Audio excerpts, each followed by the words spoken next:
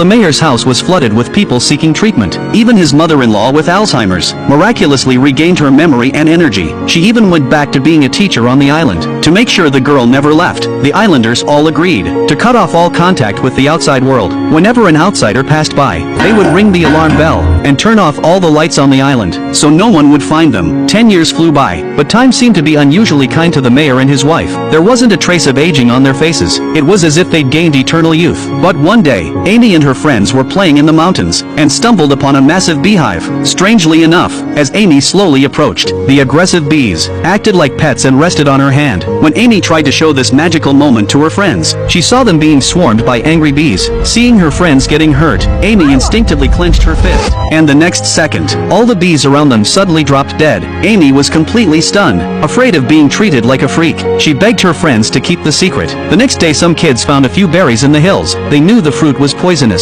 but still ate them, because they'd played this game many times. As long as they got close to Amy's house, the poison would quickly wear off. But this time the boy didn't get any better. Peeking through the window, they realized Amy wasn't home. The mayor had taken her out fishing that morning, with no other choice. The residents rushed the boy to the bankrupt hospital, while another group ran to the shore to find Amy. But even with all the effort, they were still too late. The boy had stopped breathing. His parents refused to give up, and begged Amy to save their child. With everyone watching, Amy reached out her hand toward the boy, but the miracle didn't happen. Her special powers couldn't bring the dead back to life. The event left Amy devastated. She blamed herself for the boy's death, refusing to give up. She picked up a dead bee from the ground, but as time passed, the bee showed no signs of life. From that moment on, Amy's powers mysteriously vanished. She could no longer heal anyone. The fishermen came back with almost no catch. A week went by. The residents held a late-night meeting, filled with fear and anxiety about the future. The next morning they came to Amy's house with gifts, praying for her powers to return. That night her mother was tucking her in,